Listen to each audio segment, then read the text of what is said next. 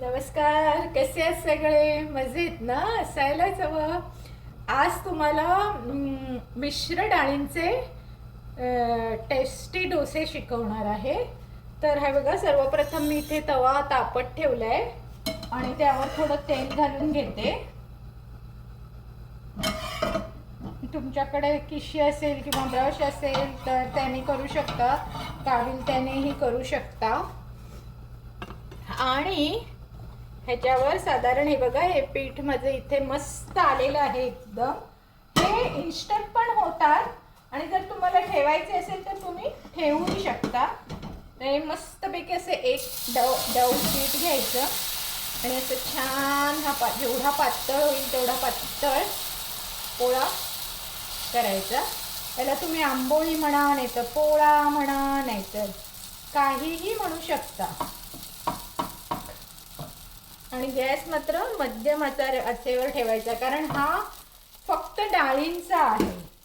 ह्याच्यामध्ये तांदूळ आहेत पण थोडेसे तांदूळ आहेत, म्हणून मी ह्याला सप्तेष्टी डोसा असं नाव दिलेलं आहे.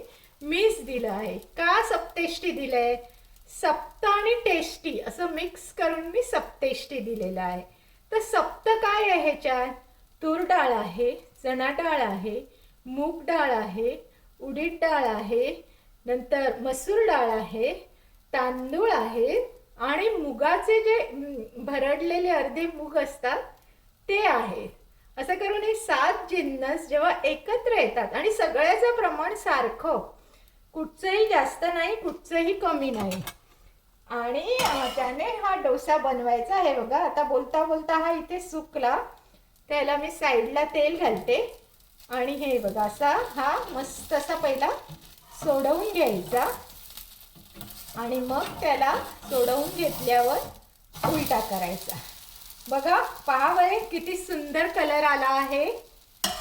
तर अशा प्रकारे तुम्ही हे डोसे बनवून खाऊ शकतात. आणि ह्याच्यामध्ये मी मिरची आणि आलं, लसूण नाही घालायची, मिरची, हिरवी मिरची आणि आलं जरासं वाटून घातलंय. तुम्हाला ते घालायचं नसेल तर तुम्ही ते स्किप करू शकता. आणि नुसते असे डोले, पण हे डोसे दोन्ही बाजूने तुम्हाला भाजावे लागणार, कारण का ह्याच्यामध्ये डाळी असल्यामुळे हे डोसे शक्यतो दुसऱ्या बाजूने कच्चा न राहायला पाहिजे, म्हणून त्याला दुसऱ्या बाजूने सुद्धा तुम्हाला भाजून घ्यावा लागेल. आता बघा, हा माझा डबा आहे, त्याच्यात मी त्याला ठेवत आहे. याला काय करायचं, याला पुन्हा एकदा उलटा करून छानपैकी अशी घडी घालायची. आणि हे बघा, हा असाच्या असा मी आता या डब्यात घालते. पुन्हा आपलं जरासं तेल लावायचं, अगदी किंचितसं, नाही लावलात तरी चालेल. त्यानंतर हे मोठंसं चांगलं पीठ ढवळून घ्यायचं.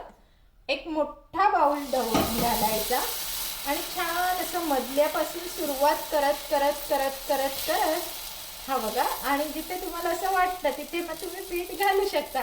आणि जेव्हा असा तो फाटतो तेव्हा समजायचं की आता हा अजून मोठा होणार नाही. आणि मग पुन्हा एकदा ह्याच्यावर जर असं तेल घालायचं चारी बाजूनी.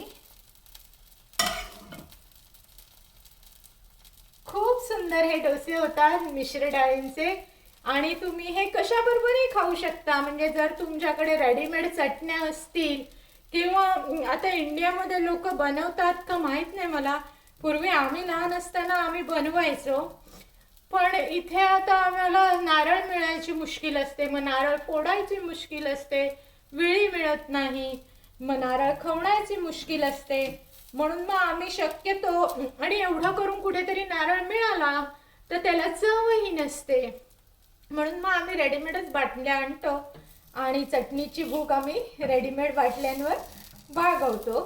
पण इंडियात जर तुम्हाला छान चटणी याच्याबरोबर करता येत असेल तर तुम्ही कुठचीही चटणी याच्याबरोबर करू शकता.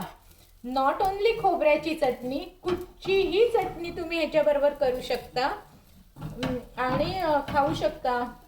मी तुम्हाला आता सांगणार आहे, दाखवणार आहे. माझ्याकडे शेजवान चटणी सुद्धा मी विकत आणते, ती आणि हे डोसे तर अप्रतिम लागतात.